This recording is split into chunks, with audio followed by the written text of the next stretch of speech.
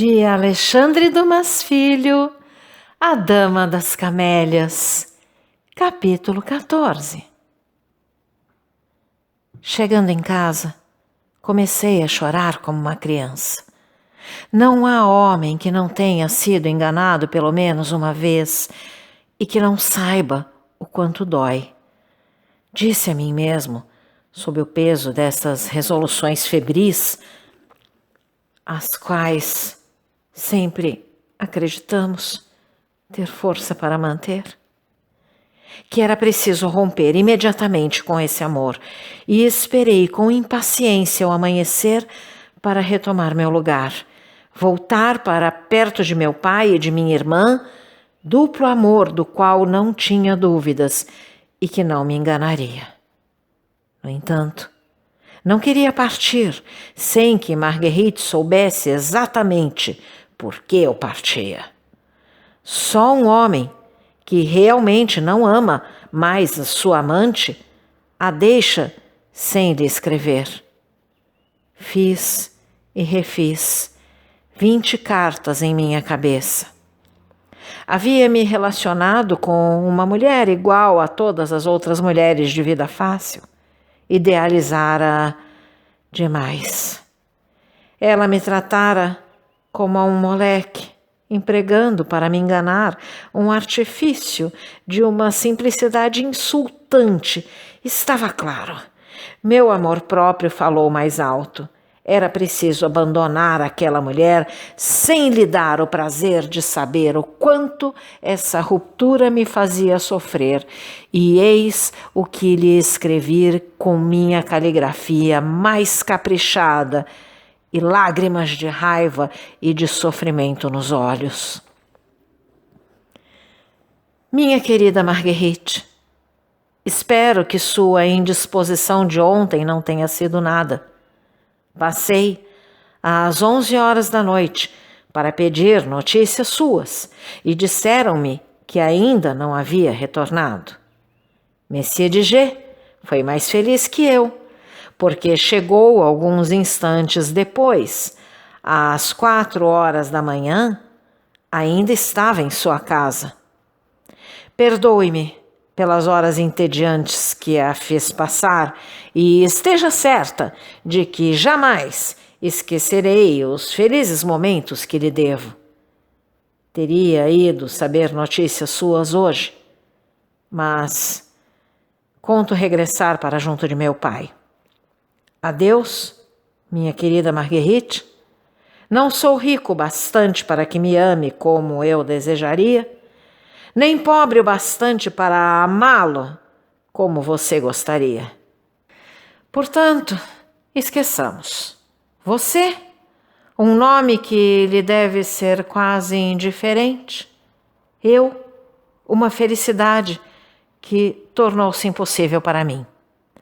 Mando-lhe de volta sua chave, que a mim nunca serviu e que poderá ser-lhe útil caso adoeça outras vezes, como adoeceu ontem. Como vê, não tive a capacidade de terminar a carta sem uma ironia impertinente, o que provava o quanto eu ainda estava apaixonado. Li e reli a carta 10 vezes, e a ideia de que ela faria Marguerite sofrer me acalmou um pouco.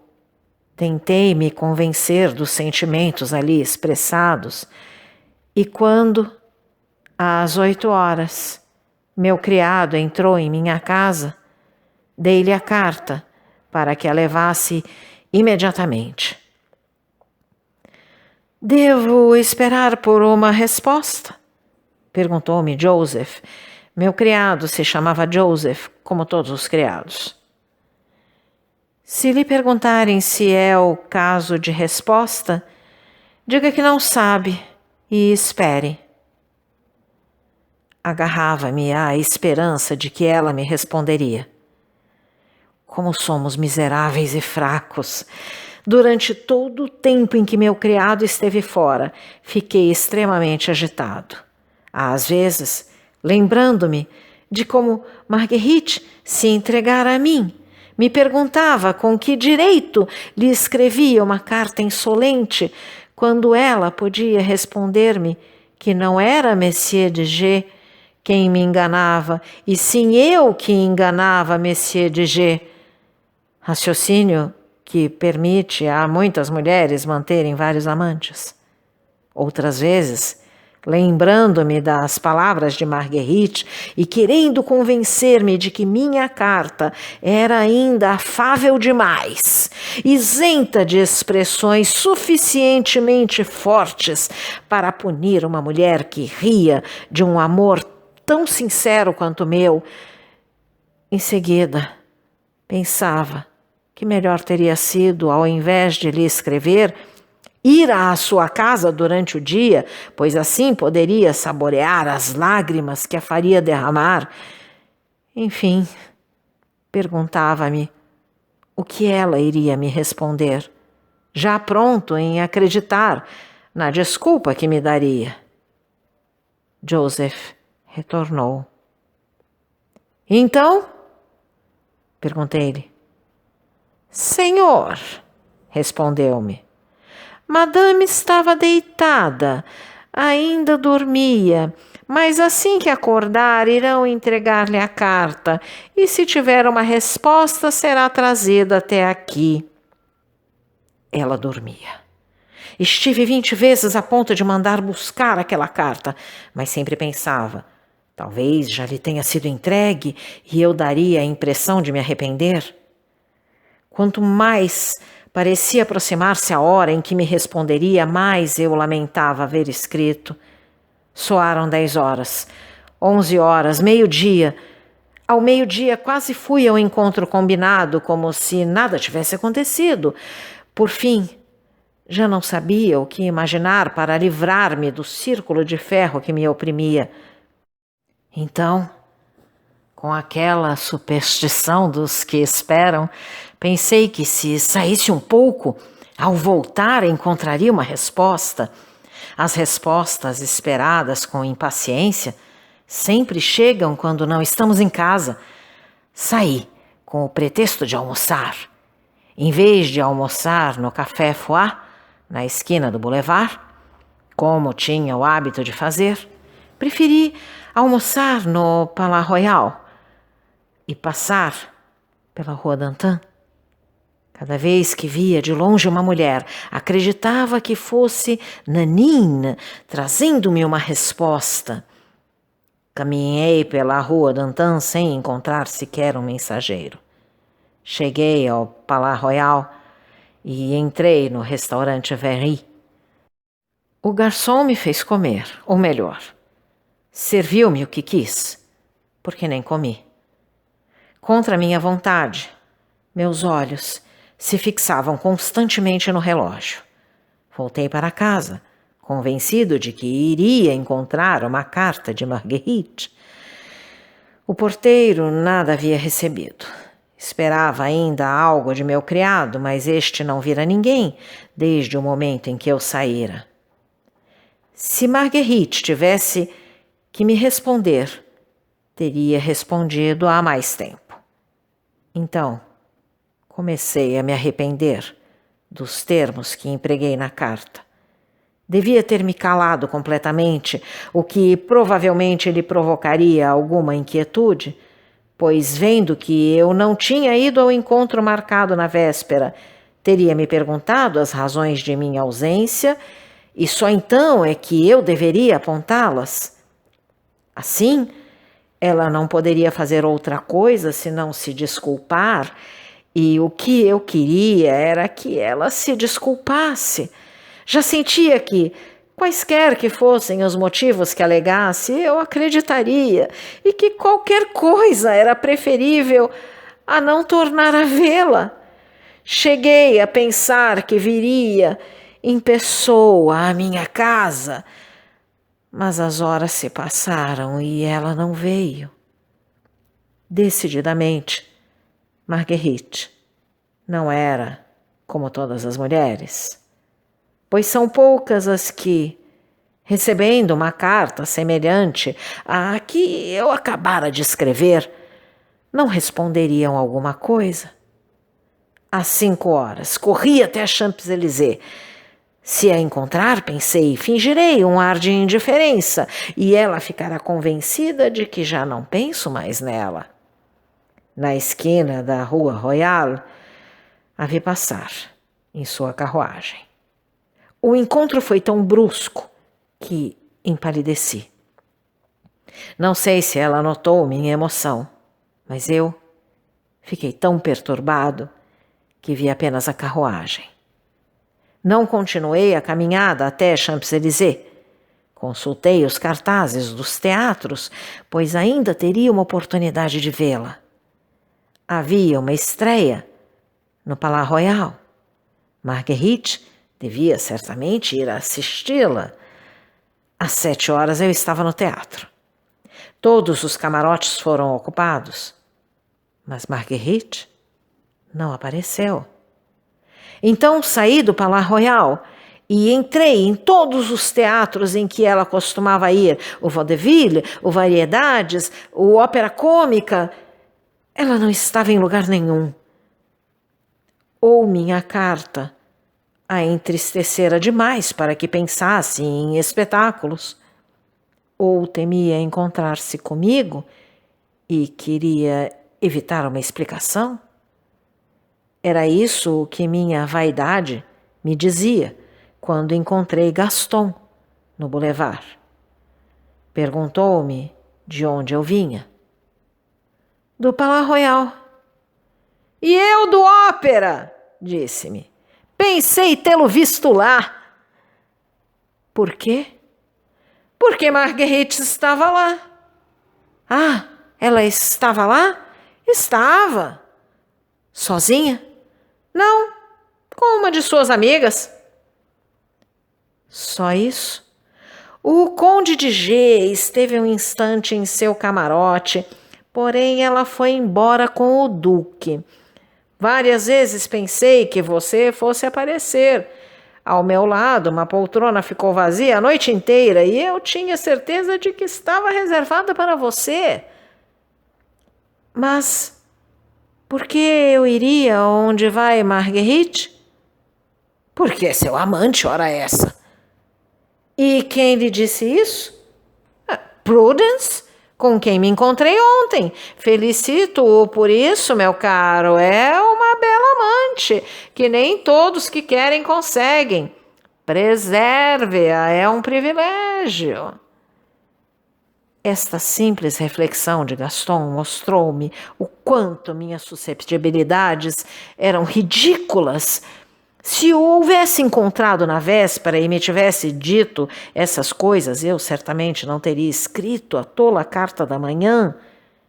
Estive a ponto de ir à casa de Prudence e de pedir-lhe para dizer a Marguerite que eu precisava falar com ela. Mas temi que, para se vingar, dissesse que não podia me receber. Então, voltei para minha casa, depois de passar pela Rua d'Antin. Perguntei novamente ao porteiro se havia alguma carta para mim. Nada. Ela deve ter desejado ver se eu tomaria alguma nova atitude e se retiraria o que havia dito em minha carta de hoje, pensei ao me deitar. Mas, vendo que não lhe escrevi, me responderá amanhã.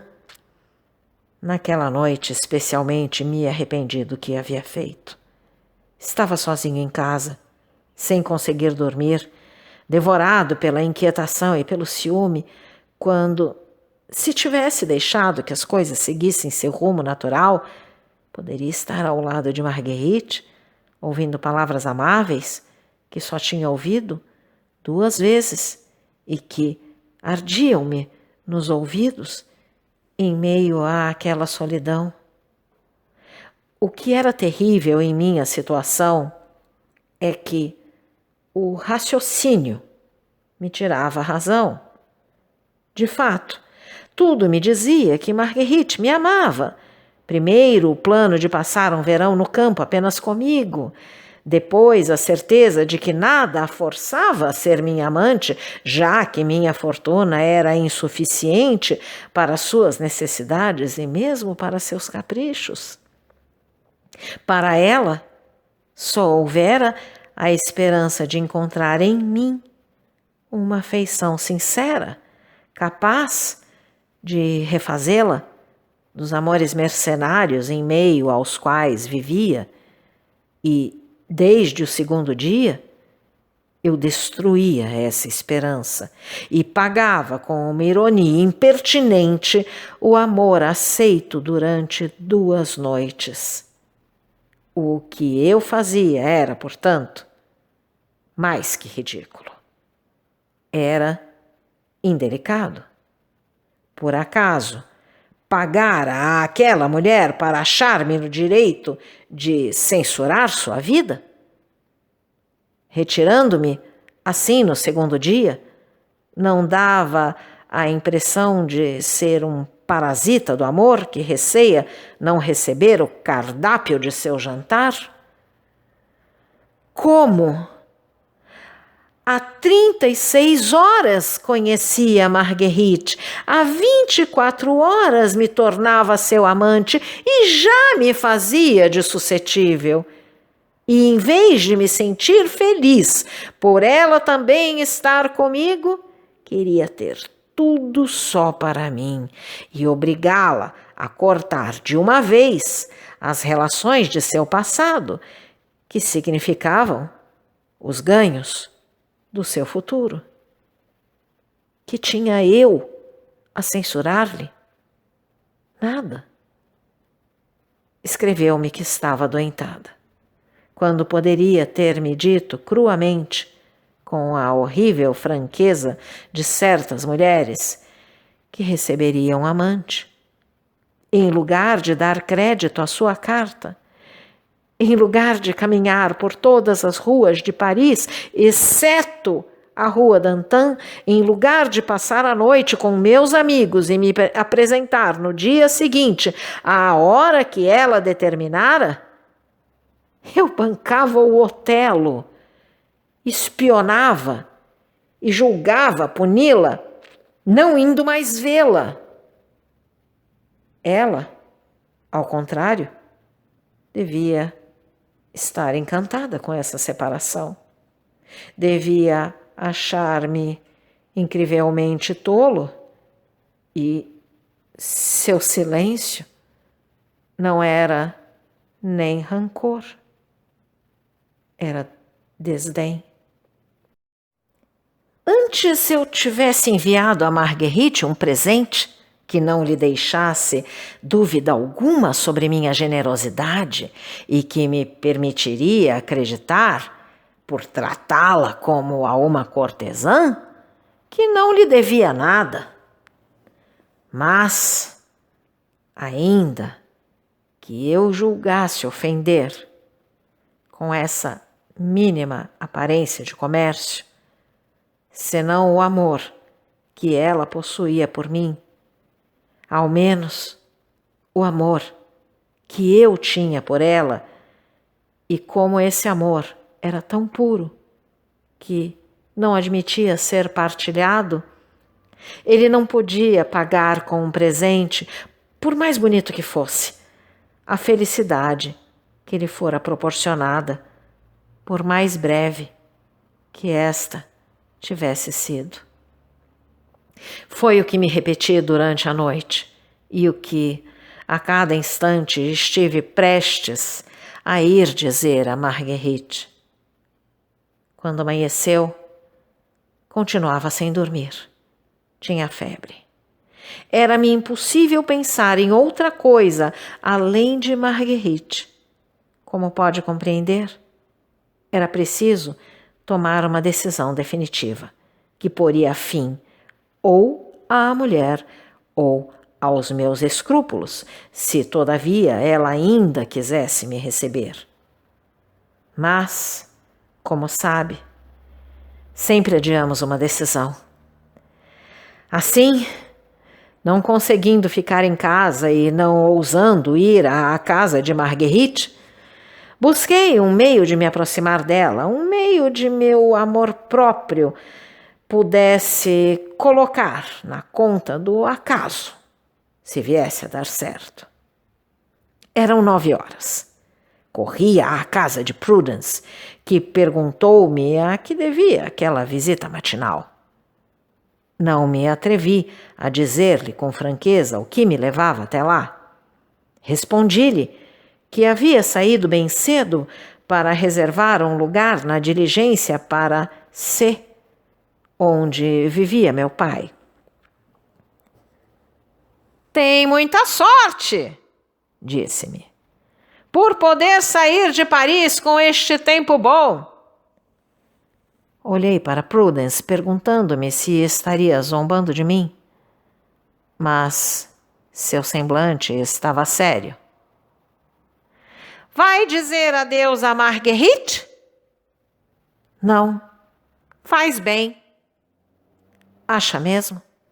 Naturalmente, já que rompeu com ela, de que serviria encontrá-la? Então, soube do nosso rompimento? Ela me mostrou sua carta. E o que lhe disse? Disse o seguinte: minha cara Prudence, seu protegido não é gentil. Essas cartas pensam-se, mas não se escrevem. E em que tom lhe disse isso? Rindo, e acrescentou: ceou 2 vezes em minha casa e não me fez sequer uma visita de digestão. Este foi o efeito que minha carta e meus ciúmes produziram. Fui cruelmente humilhado na vaidade do meu amor. E o que fez ela ontem à noite? Foi à ópera? Eu sei, e depois? Veio cear em casa. Sozinha? Com o conde de G, se não me engano.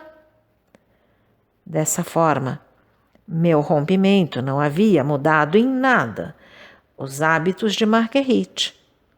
É por circunstâncias como essas que algumas pessoas nos dizem: devia parar de pensar nessa mulher que não amava.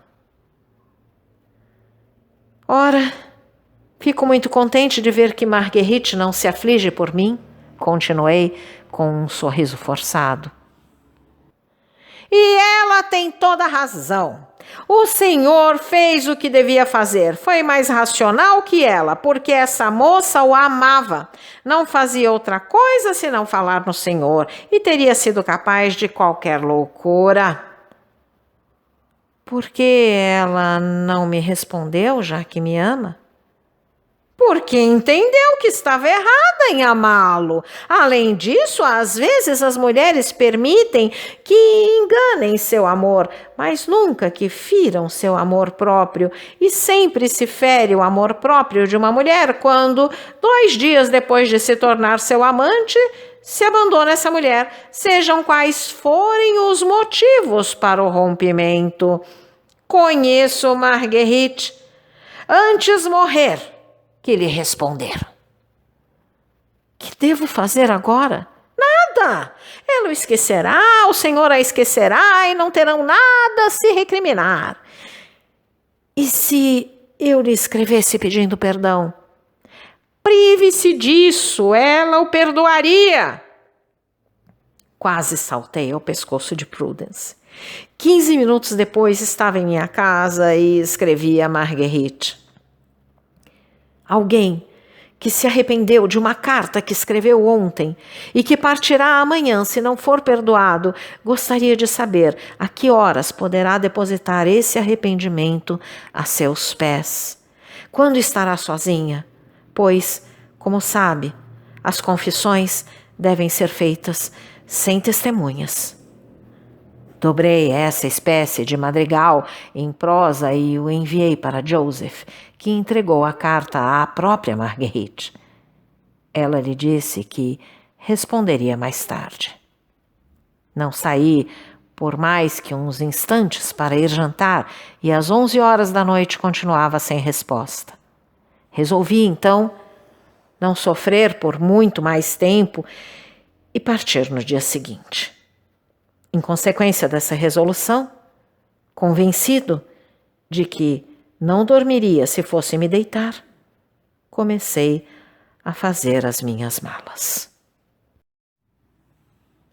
Então, caro audioleitor, se você gostou deste conteúdo, deixe seu like e inscreva-se no canal ativando o sininho para ser notificado dos próximos vídeos, com os próximos capítulos deste e de outros livros que estarei publicando. Um grande abraço e até a próxima!